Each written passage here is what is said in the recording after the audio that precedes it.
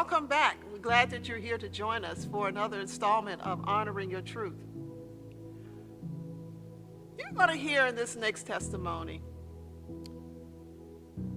someone who knows God, knew God, but really wasn't in a relationship with Him. But yet God still kept them. I mean, imagine looking yourself in the mirror and you can't stand what you see. You can't stand your own reflection. Or even trying to unalive yourself. And God just would not allow you to do it. Yeah. Stay tuned. Share this out, because this is a testimony that is life-changing. Thank you again for coming and sharing the story, the testimony. Pleasure to be here. Yeah, your story, but God's goodness and His mercy and how He has brought you to where you are today. And so we just ask you, let's start with your childhood. I know you from high school days. Yeah. From the days of Southern High School, yeah. in Harwood. Yeah. But tell us about your childhood growing up in the country. And I'm a country girl too, so we all grew up in the country. Yeah, well, I grew up in a place, Bristol, down in South County, Bristol, Maryland. And we grew up right on the Protection River, like a dead end. You run right into the Protection River. And, we had a little two-room house, probably about as big as this room here. And we had like chicken, ducks, and geese running around in the yard. The water was right there. My uncle was a trapper, so as a little boy, I went out on the water. He taught me how to trap turtle. We trapped turtle, mushrooms. We had chicken, ducks, and geese running around in the yard. Had a garden, a spring, outhouse, no electricity. Only thing we went to store for pretty much was kerosene to put in the lamps so we could go from one room to the other. But it was, that was an amazing part of my life, because that's where my survival teaching kicked in. Mm-hmm. And it helped me throughout my whole life. Mm-hmm. And I grew up, my dad, we had alcoholism on my dad's side and my mom's side, so alcohol was around. And I started sipping beers and stuff at an early age, and tasting alcohol. My uncle would give me sometimes, I'm going to taste this, boy, put hair on your chest. So, I got drinking at an early age. So, and I started going to school. I was just shy. I was just so shy and timid. I don't know, the people, when I was okay where I lived, because we rented boats and sold fish, and we sold turtle, we sold muskrat. People used to come from all over to come down to buy our goods. It was okay for people to come down. I was fine where I was. I was comfortable at where I lived and stuff. Your space. Yeah, in my space. But when I left out of there and they sent me to school, I don't know. I just went inward, and I was this shy little timid boy. I got picked on, talked about, teased, about my clothes and my shoes. And it was in there the best of stuff, but I thought we was fine. I was all right. We never was hungry. We had a garden that had everything in there,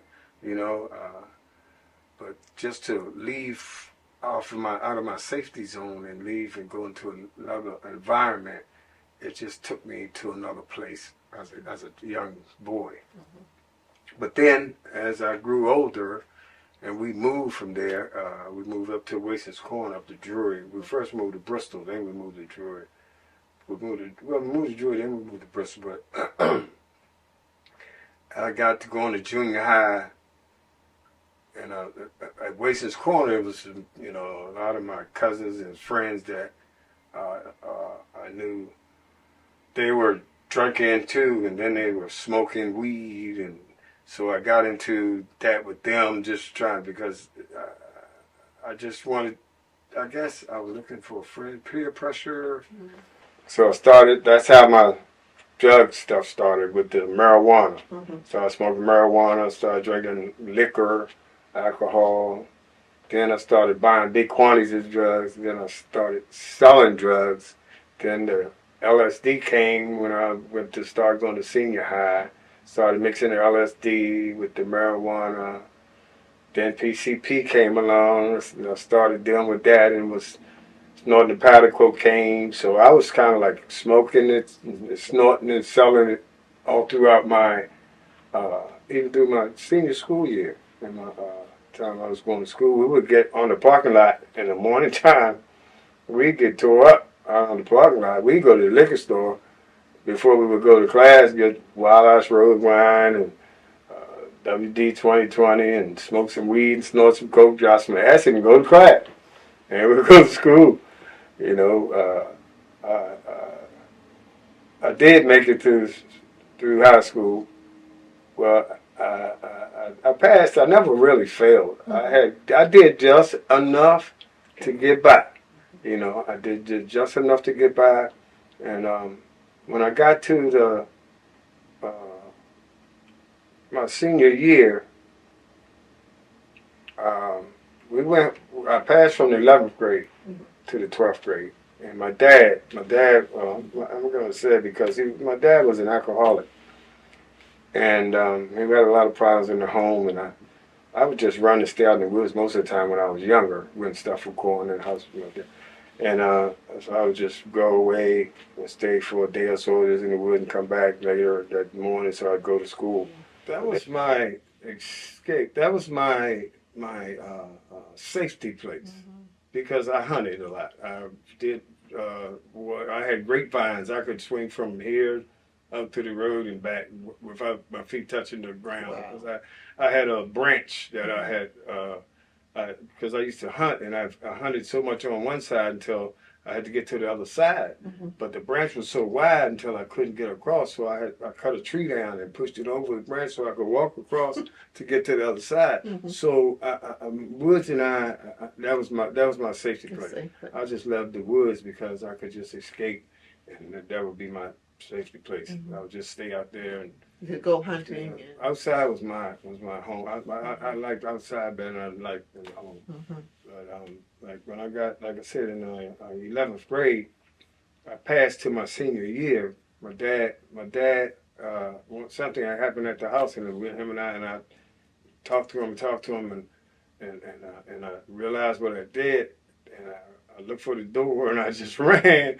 I ran for, so I could get to my safety place. And I came back home and I asked my mom where was my dad, and she was like, well, we hadn't seen him. And so I said, okay. So I went up to Wasted Corner, didn't see him up there or nothing. So we waited. A couple of weeks went by. My dad had brothers in Washington, D.C.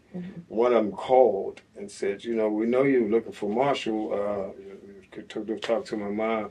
Said, no, he's looking for Marshall. Said, he called and said he wanted me to come and get him because he needed help. So he needed help. He wanted some help for his drinking. So he said, I came and picked him up. He couldn't talk to nobody for 2 weeks. He says, he's up here with me. He's at St. Elizabeth Hospital. Gotcha. And he's getting help for his drinking. And I was like, oh, okay. So this was during the summer, and I was like 17 years old because I was in 11th grade, and I had passed to the 12th grade. But when school came back around for me to go back to school, I didn't go to school. I had gotten a job with Norman Wallace, building townhouses. He gave me a job with him, building townhouses in Virginia. So I went to work so I could help my mom with the rest of my siblings. So that's what I did. But then a year went by, and then my dad, a couple of times he asked for me to come see him. I wouldn't go. But then my mom kept asking me, and I went, and we had a conversation. And, a year later, he came home. He didn't tell me, but he told my mom. He says, look, tell Junior, because I'm a junior. He said, tell Junior, I want him to go back to school, get his diploma. So she came, she said, look, Junior, your father wants you to go back to school, get your diploma. She said, he wants you to go to school. So I did. Because I didn't fail. Right. That's why I didn't graduate in 74. I graduated in 75. Okay. Because I stayed out that whole year, and I went back. I got me a few sheets of paper and a pencil, and I went back to school. So, and I graduated. I got my diploma. And You see, I always thought you came out when we came out. no, I didn't even realize that. I was supposed to Yeah. come out in 74, but because of that, and I didn't fail. People, I felt funny too going back and being in the class with these kids. I'm like older than them. I should have been gone. But anyway, I only had 3 classes. I had 2 business math class and an English class. And and I had 3 classes. I was out of school by 10 something. Yeah. But then I wouldn't leave the school, and so I was always hanging around the school and cause problems and stuff like that. But anyway, I did get my diploma. During all that time, I was still getting high. I was gambling. I made money by shooting pool at Riverbend, selling my drugs, and just hustling. I did that for years. I did it for even when I was working. We would gamble every Friday, shoot dice and stuff. That's how I made my money for a long, long time. I didn't work I hardly ever worked out on my life that much. I went to work for PG County Public Schools for 7 years. Started out as a custodian. Then this guy came along. He was the engineer of the building. He came along and said, "Man, look," because we were talking. I would go to his house and do work, and he said, "Man, you seem like you're looking too smart." He said, "I'm not trying to degrade your work." He said, "But it seems like you need, you look a bit more than what you're doing." So one day at work, he came and got me. He started taking me down into the boiler room with him and showing me all kinds of stuff about the engineering, how to run the building and stuff like that. And so I wound up becoming an engineer. So when I got injured with them, and I just came out, but I was an engineer when I got out of there. But then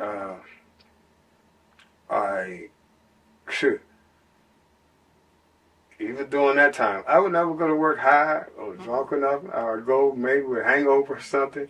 But I did drugs for a long time, and then I wound up pretty much getting hooked on my own drug. I started smoking crack towards the end. I started smoking crack cocaine. I met this lady up in Prince George's County. I lived in Prince George's County for about 17 years because that's where my wife was from. So I moved up there, up that way, and I stayed there. And I ran into this lady. I met her. She turned me on to that crack, and I started This other smoking. lady that you met, Yeah. not your wife, but it was somebody else. Yes. Yeah. Okay. During that time, I was when you're on drugs and alcohol, people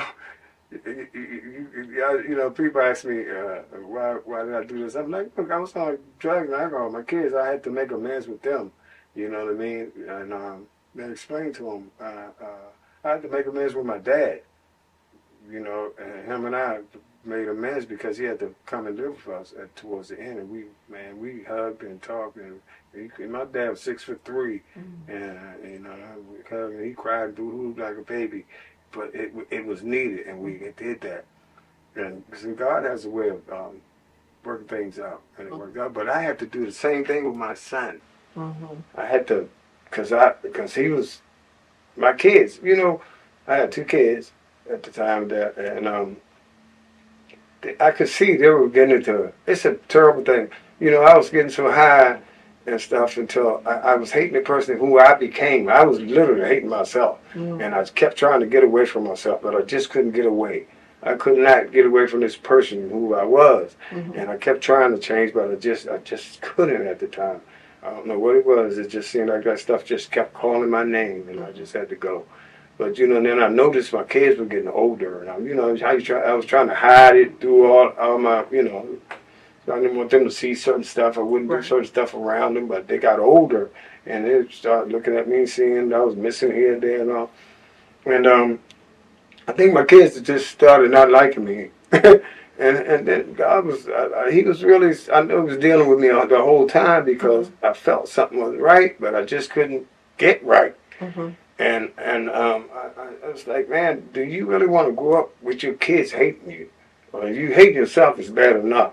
Now your kids don't even like you. You know what I mean? It just goes. My daughter even said one time. She said, told me, she said, you know, Dad, people saying that. See me, I saw your dad. He was like, he ain't my father. You know, they didn't even want to be me to be recognized as their father. You know, and I was like, man, wow. She told me that, and I was like, that thing, it really resonated in my brain. So I started thinking. I said, man, I got to do something. And then my wife, I mean, well, I wasn't married then. I didn't get married until 2001. This is really prior to that. My kids were like young then, beginning to be teenagers then.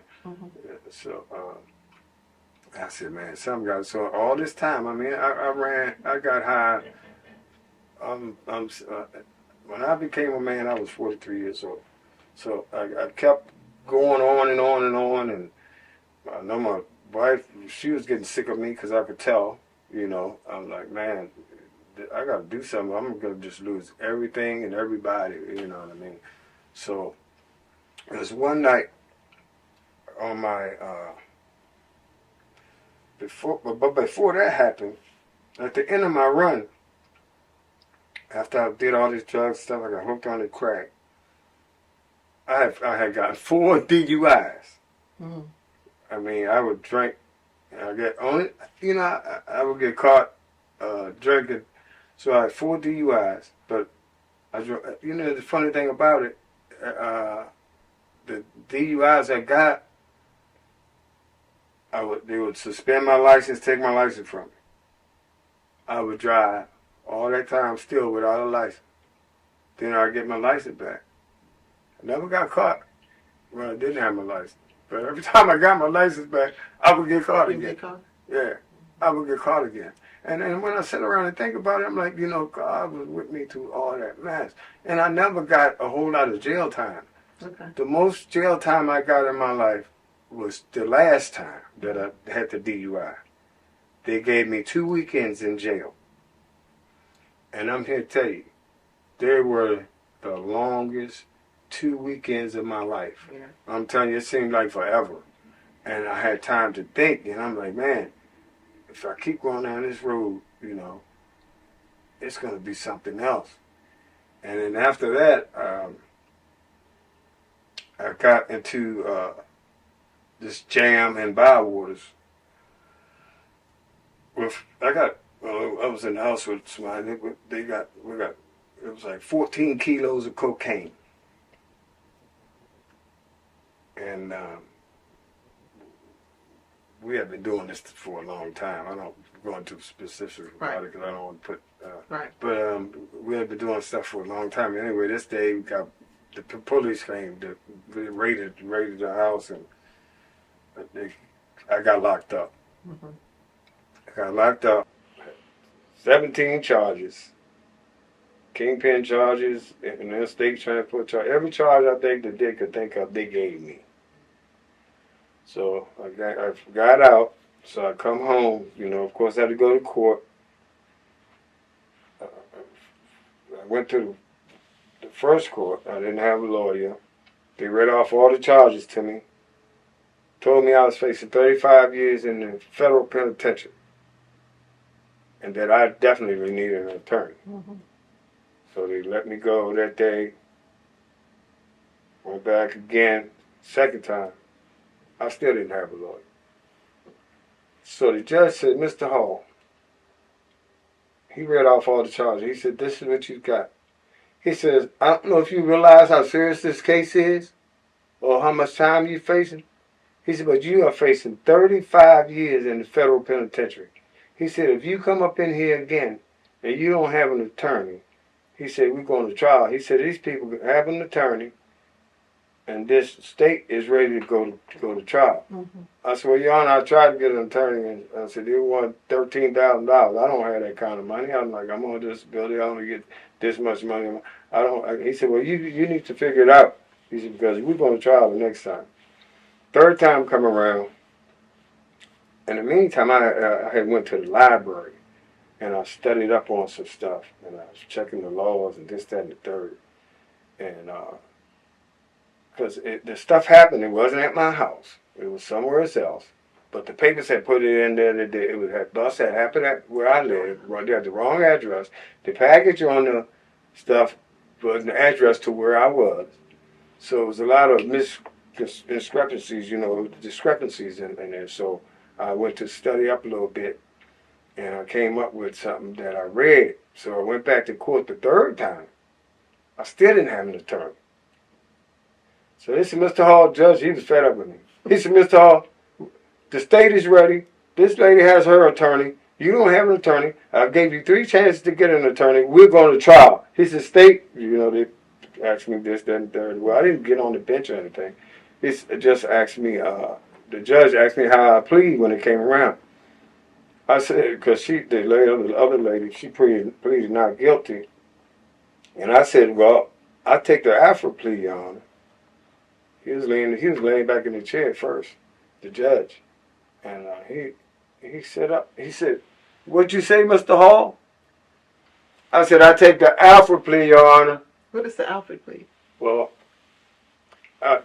from what I studied and I saw, like, you can, like, say what happened. Mm-hmm. They have all this evidence. The evidence is there. I'm there. But they have to prove that this evidence belonged to me. Mm. They couldn't prove that because they had so many discrepancies. The case was botched up. It was terrible, and so what happened when I said that, he sat up and he said, you said, well, and I said, I take the Alpha plea, Your Honor. So he leaned back in the chair again. He said, well, Mr. Hall, he said, I find you guilty of all charges. He said, I sentence you to 35 years in the federal penitentiary. My heart dropped to my feet. I said, then he said, but, he said, I suspend all but 5 years probation. He said, 3 supervised and 2 unsupervised. And I was like, thank you, Jesus. And mind you, I wasn't saved then or nothing, And I'm telling you, God is an amazing God. But I'm telling you, I know God was with me through all that. Mm-hmm. I knew He was. And I knew I was getting to the end of my run. I knew I had to do something. So that kind of sparked a little something in me too. I didn't stop doing what I was doing right away. Mm-hmm. But every time I did try to do something, it wouldn't work. I'll tell you what happened. It was the night before. It was like December the 30th or something. 30th. Right before my birthday is December 31st. Mm-hmm. So I went to pick up my wife from work. Well, my fiance from work. Mm-hmm. Wasn't married then. So I went to get her late, high and everything as usual. So I get her, bring her home. She always would go get out of her clothes because she dressed for work and she would always like to get comfortable. So I'm sitting on the sofa while she's changing her clothes. And I had no money because I was spending it all up. I got to the point to where I wasn't making no money. I was just making enough money to keep going, keep things going and stuff. So I'm sitting on the sofa. I'm trying to figure out how I can get $10 or $20 out of her so I can go back out there and get me some more drugs. Mm-hmm. So she came out there for some reason this night. And this lady, mind you, at the time, we had been together probably 20-something years. Mm. I think 23 years. Because you started dating in high school. We started dating when I was 17. 17. She was going to PG County schools, though. Mm-hmm. She was living in Duval. I was going to Southern. Right. But I was driving from down there because I had a car. I was driving from down there going up there to see her. Mm-hmm. And I was actually coming to school, driving from up there, driving down to school because I had moved up there then. Mm-hmm. And I was sitting there. I said, honey, I said, she came out the room and she sat down and she looked at me. She said, Marshall. mind you, all this time, this woman ain't never said nothing like this to me in her life. She said, you look bad. She said, you look terrible. She said, if you don't hurry up and do something with yourself, I don't know what I'm going to do. Pastor K, I'm here to tell you. I said, oh, yeah, okay. I said, I don't know who you think you are. I cussed that woman up one side and down the other and told her where she could go and how she could get there. I went in the room. I did something I never did. I don't steal. I went in the room. I took money out of her purse.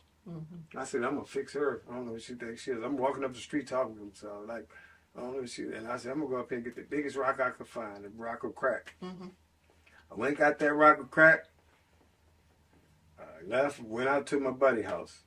He had 2 other guys that was in the house with him. I sit down at the table. You know, of course, we had the crack pipe. He had the crack pipes already there because it was already smoking. So, he gave me one of the pipes. I broke a piece off. I put it in the pipe and I hit it. And I didn't feel nothing. I'm like, oh, Lord. I said, man, this stuff ain't no good. I said, man, I got to take this stuff back. I got to get my daggone money back or something, right? So I get up. He's like, what you mean ain't no good, Hall? That's what he called me. He called me Hall. I said, man, this stuff is no good, man. I said, I got to take. He said, no, wait a minute, Hall, wait a minute. I'm standing up. He's hit me on my arm. Wait a minute, Hall, wait a minute. Let me try a piece. I said, man, I ain't nothing. I said, we smoke it up. I ain't got nothing to take back. He said, come on, Hall, man, let me try a piece. Let me try a piece. So for some reason, I sit back down, and I broke him off a piece, and I gave it to him. He hit it, and he's hit it, and his face, he's like, oh, he said, oh, he said, man, ain't nothing wrong with this stuff. I said, what? I said, man, give me that pipe. I took that pipe. I put me a piece in there. I hit it again. I ain't feel nothing. I didn't feel a thing. I sat there, passed that pipe around every time it got to me. I'm looking at these 2 guys like they're cartoon characters or something. They looked like they were, I don't know. They just looked weird to me. They didn't look like they were, I don't know. And I don't know what, but I understand what happened. So I got up from that table and I came home. And I always, when I came home, because I'd be high, smelling like drugs and alcohol. And one time I came home and I just went right in the room and got in the bed, you know, and I was trying to hug my wife, touch, you know, get with her. She like, get off me. She smelled like alcohol. She wouldn't want me to touch her, which I don't blame her now. Think about it. And so I would always go in the bathroom. I'd just wash my face, brush my teeth, you know, and then I'd get in the bed. So I went in there that night. But before that happened, about 3 months prior to that, when I would do that, I was standing, I'm telling you, I had got so sick of myself. I was standing in the mirror. When I would wash my face and brush my teeth, I was standing in the mirror and brushing my teeth with my eyes closed. Because I didn't want to see that person that was looking back at me in that mirror. That's how much I had got to not like this person. I just didn't want to even look at myself. So I did that night. I was standing there, brushing my teeth with my eyes closed. And I hear this voice. And it said, Marshall, take a look in the mirror. I said, I wiped the toothpaste off my mouth, looked around, I said, I don't know anybody here but me. This voice came again. It said, Marshall, take a good look in the mirror. I was like, oh. I opened my eyes up, Pastor K. I looked in that mirror. And these are exact words I said. Excuse my language, but this is what I said. I said, who in the hell are you? And mine felt like, I'm telling you, it felt like somebody came along and took my knees from under me. My knees hit the floor. And my elbows hit the sink. And I don't know where this prayer came from. This was December 31st, on my new birthday, on my 43rd birthday. Mind you, when I was getting high later, prior to this happening, I was telling the fellas, I ain't getting high no more. My birthday coming up, man. I'm be 43 years old. I ain't doing this stuff no more, man. They'd be like, oh, Hall, just pass the pipe, you know. This was my 43rd birthday. My knees hit that floor, my elbows hit the sink, and I'll never forget this prayer. This was December 31st, 1999. I said, God, I said, you got to help me. I said, you got to help me now. I said, if you take these drugs and alcohol from me and save me from myself, I'll chase after you like I chased after them drugs and alcohol. And Pastor K, tears were just flowing down my chin. I mean, tears were just coming down my face. And then I got up. When I stood up, I felt real light. I felt like a butterfly. I just felt like I could float. And I had this good feeling in my stomach. I just felt so good. And I looked in the mirror. I ain't look no better, but I had a different look. And I was like, man. So I ran in the room to tell my fiance. I said, told Jeanette. I said, I woke up. I said, honey, I said, guess what? I said, guess what? She looked up at me and she said, what? I said, you don't have to worry about me no more. I said, I'm not drinking no more. I'm not doing no more drugs. You ain't got to worry about me no more. And she looked at me like, yeah, right, Marsha. And turned back over. Because I had stopped several times. You know, it's an amazing thing when you ask God to help you quit something. We can quit anything. But it's different when God delivers you from something. I quit a lot of times. I quit one time for 3 months, 6 months. Not the longest I've ever quit was 9 months. God delivered me from them drugs and alcohol right in that bathroom that night. I didn't realize what had happened to me then because I ain't know nothing about deliverance or nothing like that until I started coming to church. And I'm telling you, God delivered me that night from drugs and alcohol. I walked away from the drugs, and the reason how what helped me did it, because after that, when I got out that bathroom, I went and took me a shower. One of the best showers I took in months. Took me a shower. Got in that bed, and I laid down, and I laid my head on that pillow. And every time I laid my head on that pillow, and I got to where I was falling off to sleep, I heard, go to church. Go to church. Go to church. That's all I heard. And God was still ministering to me. And I'm like, I can't go to church. It's like 3 o'clock in the morning. There's no churches open. I can't go to no church. So I would lay down. I mean, I did it about 2-3 times, but I finally went off to sleep. So that day came. This was Saturday.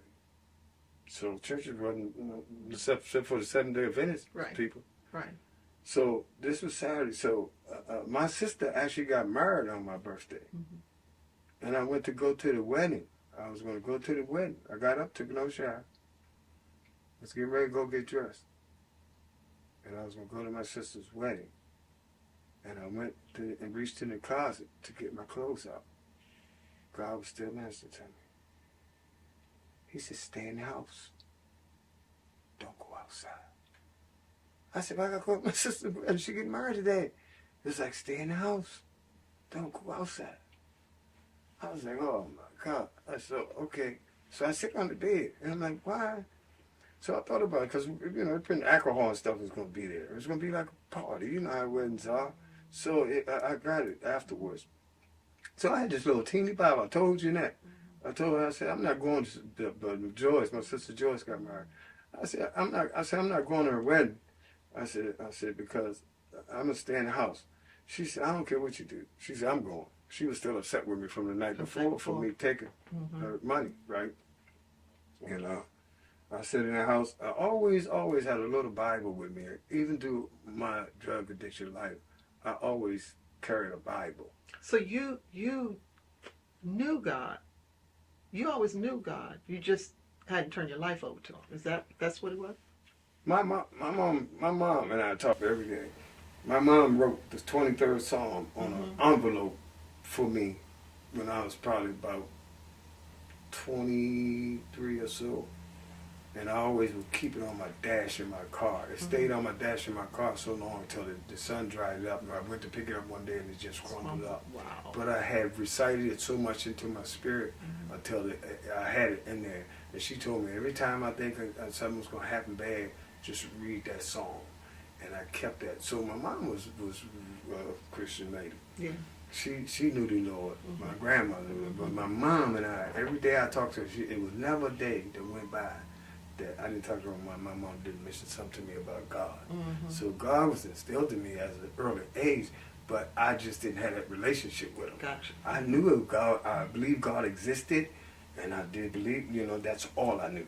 I didn't know anything until I started coming to church, which lead me back to what I was saying. When God was dealing with me, when I was trying to go to sleep, he was telling me to go to church. That Sunday came. That night I laid down, I couldn't wait till the sun came up and cracked that curtain so I could see the light outside. So jumped up. That's when I took another shower. And I said, I'm going to church. But the only church I knew was where you all were having church out at Beacon Light. Beacon Light. Because I went with my sister there one time. They invited me to go, and I was hungover that morning when I went, but I went. And I remembered your husband preaching, Pastor Richard Johnson. And I liked the way he preached, and that's what drew me. So I said, well, I'm going to go to that church. Because I could understood what he said. It stuck with me, that. So I went out there, and then I kept going. But then I ran. This was Southern High School, though. Southern High School was where it really happened. When I went down to Southern High School, where we graduated from.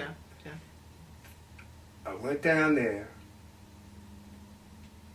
because what happened. I went to that. That's where I realized where Pastor Richard Johnson was. That's what got me to Southern High School, because I remembered him preaching, and I liked it. But then it was down at Southern High School. That's where I got in my car, and I shot straight down to Southern High School.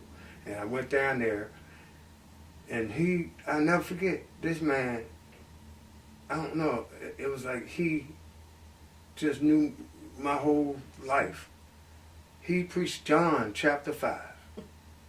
And I'll never forget it, where these people were by this pool of Bethesda, they called it, and they were lame and crippled and all kind of stuff, and they had been there for so long, and the first person that would get in the pool, the angels would come out of the heavens and would stir up the waters, trouble the waters, and the first person to get in there would be healed. And said this one guy was there, and he had been there for like 27 years or 28 years, something like that. And I'm like, man, I've been out in the world for 27 years. And I'm like, okay. So he was like, Jesus came by and he saw the man, and he asked the man, asked him what was the matter. And he says, well, sir, I have no one to put me in the pool. And Jesus says, well, do you want to be made whole? And the man said, yeah. He said, well, all you got to do, he says, is rise, take up your bed, and walk. I jumped up. I don't know why. I jumped up out of my seat. It's like, this man talking to me. I'm like, he talking to me. He talking about me. So I jumped up. And I was like, man, wow. So, only thing I remember after that, the service was over. I think he was called down for, how you call for Pastor K. I sit every time I go to church, whether it's for gospel singing or concert. I try to place myself right in the center where the pulpit and the preacher is. And I sit 8, 10 rows back. I do it all the time, no matter where I go. And that's where I was. And there was people on both sides of me. I don't remember getting up. I don't remember walking past nobody. I remember down at the altar when I looked, I saw Pastor Johnson. Then I looked back, and I saw where I was sitting. And I looked at that again, and I looked back. I don't remember taking one step. I got down there to that altar. And that was the day I gave my life to Christ. I gave my life to Jesus Christ. And I started going to that church. Because as a kid, I went to Sunday school, and I didn't remember none of that. I didn't remember that. I'm like 6, 7, 8, 10 years. I didn't remember any of that. Most of the time I was on the water trap and stuff. So I didn't have much church in me at all. I didn't know nothing about church.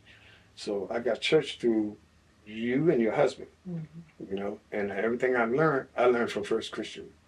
Everything I learned about God, everything I learned about the Bible, I got from there and from here. And I'm grateful for that. I am, because I believe if I hadn't, I wouldn't be sitting here having this conversation with nobody.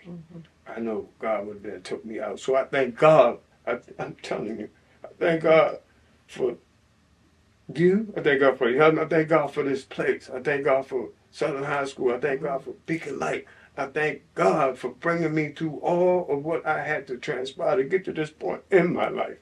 I'm just so grateful to be alive, because one time I didn't even want to live, Pastor K. One time I left Annapolis, and I was going to PG County, back up where I live, and I came down here, and I got some drugs, and I got high, and I went to go back home, and I was in a bad place then. I just didn't want to live. I just didn't want to live no more. I just didn't. I didn't want. And I got in that car, and I went up 50, going west, going towards Orlando, and all of a sudden, the devil started talking to me. He said, "Man, you might want to take yourself out. Don't nobody care. You know, you just don't. Your kids don't even like you. Your family's mad with you. Everybody upset with you. You might well just go."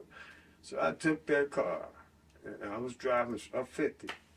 Took my foot, I stomped the gas and laid my seat back and closed my eyes. And they tell me I went across this rush hour traffic. This is before they put the rails up. I went across westbound, came back around, went across westbound again. They said I did that about 4 times. The car just went in a circle. And it must have hit a bump and jumped off. And I was down in that sod field that you call 50. Yep, I know where it is. I was in that sod field. And they said that it was an accident on 50, but they couldn't find the car. Or the cars where the accident was. So they had to put a helicopter in the air to find me. That's how they found me.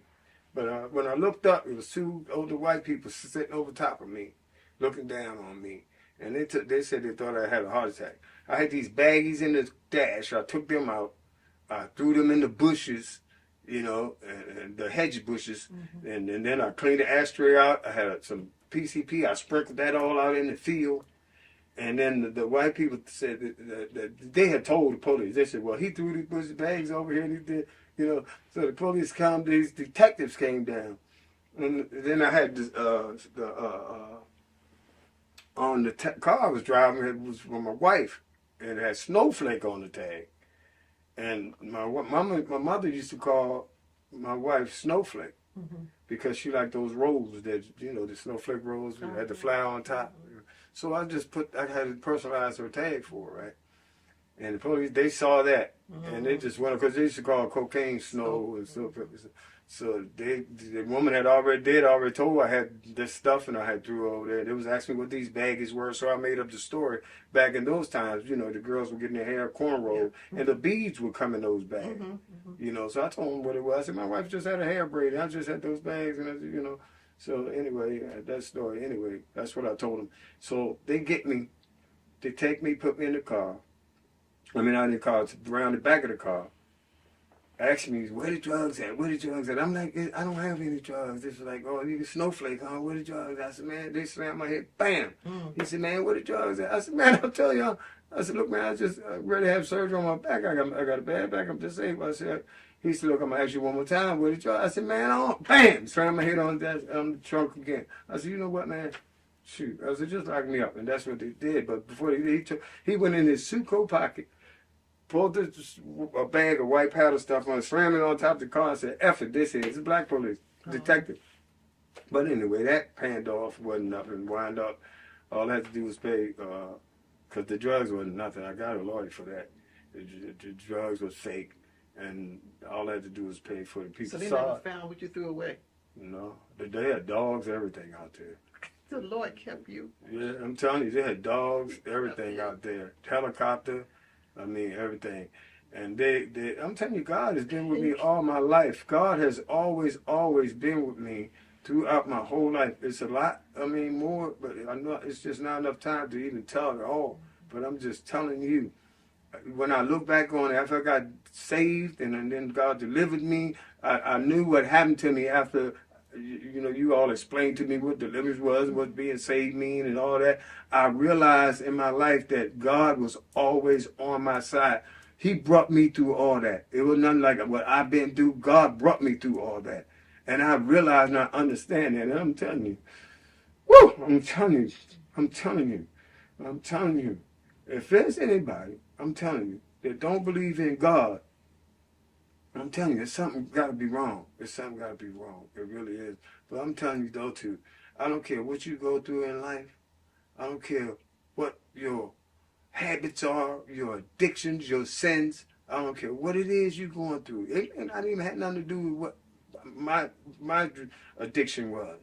But I'm telling you, God is not a respectful of persons. He, same thing He did, delivered me from all that mess that I was going through. I mean, I was doing womanizing and lying and cheating and, gambling and, all that craziness, you know what I mean? God, I don't care what it is you're struggling with. If you turn that thing over to God and your heart is right when you go to Him, I'm telling you, I was at wit's end. I didn't know, had nowhere else to go but to God. I had tried everything else. And God delivered me that night because I really, really wanted it. When you really want something, God knows. Yes. I'm telling you, we made a vow that night. I'm telling you, I made a vow with God that night. I said, God, if you deliver me from these drugs and alcohol and take this, save me from myself, I chase after you like I chase after these drugs and alcohol. God has been holding up to His end of the bar. I got to hold up to mine. I can't let God down. Not on that end. Yeah. I may slip up some other areas in my life, but not on that end. Not on that end. I'm telling you, I will never. And people say, be careful about never. I know I'll never do those drugs again. I thought when my mother and father passed away or something, that I would go back. God gave me such peace. He gave me peace in the midst of death. My mother, my father, as much as I loved them, I cried. I had my time. But I'm here to tell you, I had my time with God. I didn't have to cry when the funeral was on and all that. God came like 3 days with my mom. He gave me peace. 3 days with my father. He gave me peace. I was able to walk in that and to do what I had to do to get whatever needed to be done, to put my parents away or help to put my parents away along with my sisters and brothers in a respectful manner. God is amazing. I'm telling you. He is amazing. I'm telling you. I thank God enough for allowing me to just even be here today, to open my mouth up and speak on His behalf. I'm telling you, because that's what I'm doing. I'm speaking on God's behalf. It ain't so much of me. It's powerful. It ain't about me. It's about what God did in my life. It's powerful. I'm telling you, He did this for me. I'm telling you, just little me, that shy little boy, that little timid boy that had to go through, and I'm glad everything that I went through. I'm telling you, I wouldn't change a thing because I'm not the best person in the world, but I like who I am today. I love me. That's powerful. I love me today. I do. And I don't allow nobody to take that from me. Nothing or nobody. I love me. I do. And I thank God. This whole series is about honoring your truth. What does honoring your truth mean to you? To me, honoring your truth means loving who you are, standing firm on who you are, believing God for who He is, and not allowing other people to take you to a place to where it's out of your character. You understand? And I know a lot of times it's not easy. It's not easy because we encounter all types of people in this world. We do. So I believe when you know who you are in God and you honor that, other people will honor you.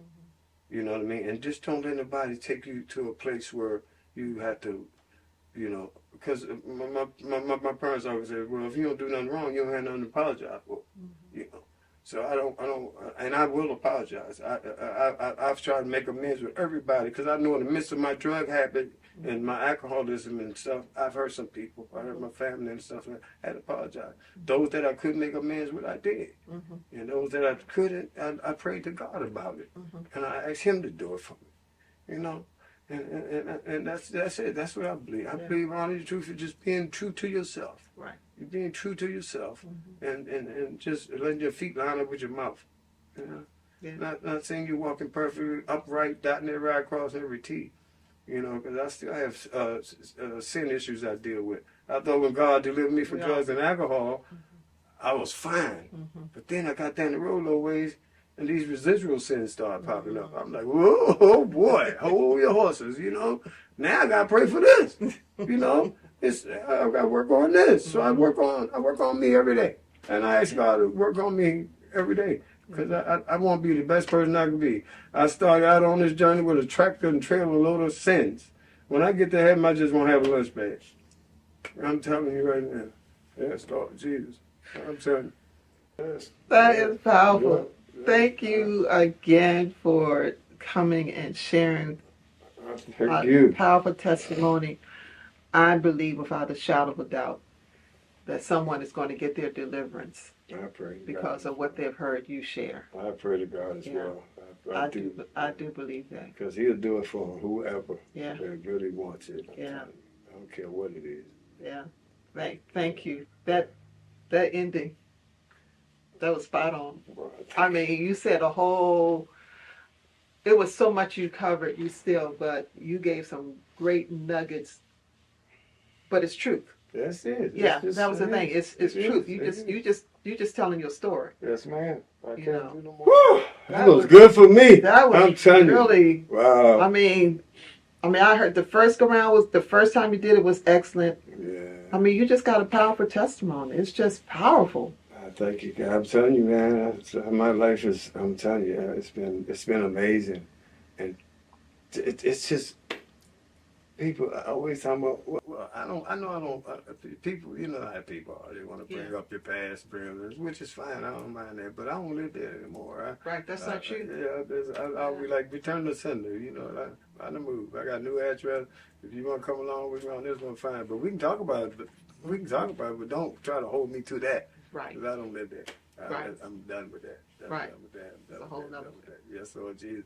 That's I'll excellent. tell you right now. And the thing of it is, we see your praise. Now I didn't know your whole story. You know I did. When you came to First Christian, I just knew you as Marshall Hall classmate. I didn't know nothing about your story. I didn't know what you were doing out in the parking lot. I mean, A lot of people didn't know. I had no clue. A lot of people didn't know I was getting high. I'm like, I was getting high. I'm a fool. I was good. And crazy. I used to drive to school. Yeah. And I would sing, but that just went by head. But I say what I'm what's leading to, people will see your praise and how you worship and just how you carry yourself. But once they hear the story, they will know why you praise the way that you do. Thank you. It's that part. Thank you. Is that why is he Thank so zealous? Why is he so on fire? Thank you. And now they're going to see. That's the only That's reason. where it comes from. That's the only reason. I don't want nobody to literally see me. Right. I'm not jumping around and clapping and praising God. Right. The least little thing about the Lord, I can hear something in a song. Something you can open your mouth up and say, I'm up. Because it sparks something in me. And I'm telling you, I just love the Lord so much until I can't sit down on Him no time. Right. And I don't care what. Right. I'm serious. I've even tried. I'd be like, you know what? I ain't even getting up. As soon as next thing I know, boom. It's like I can't not do it. Cannot. I can't. Well, just like can't. you said in your testimony, which was the peace towel, that God has held up on His end of the deal. Yeah, we made a vow that night. I made a vow to God, and He made one to me. And God is a promise keeper. I tell you, He keeps His promises. He ain't gonna slack on His. And I'm telling you, every time I think about something crazy or jacked up, something, this spirit, thing rise up in me. The Holy Spirit just, and He's like, boy, and it's gone. Yeah. It's Don't gone. lose your mind. Because I try to feed myself with a whole bunch of positive stuff. I don't like a lot of mess. I don't mind listening to people's problems because that's what I do. I don't try to fix nobody's problem. Right. I just try to let them see their own problem. Mm-hmm. And they pretty much got the answer to their own problem, and let God deal with them. Mm-hmm. God can do. Because I remember when I first got saved, Pastor K, I thought I could save everybody. You know how I would bring people in the church, bring people and bring people. And they would stay. Some of them would fall back. The ones fall back, I would go get them. Like, what I do wrong? So God told me one day, he said, Marshall, you can't save nobody. He said, bring me the fish, let me clean them up. I said, oh, I got it now. I got it now. I got it now. You know, but I was just so rambunctious and so, because the people that I used to hang with and the people that I loved were still be like, I want to get what I after him, man. He had to let me know, man, you can't save nobody. You just march your home. I'm the one that can do. Let the Holy Spirit do that. You just bring them to me. Let me clean them up. So I'm just a fisher for men. Yeah.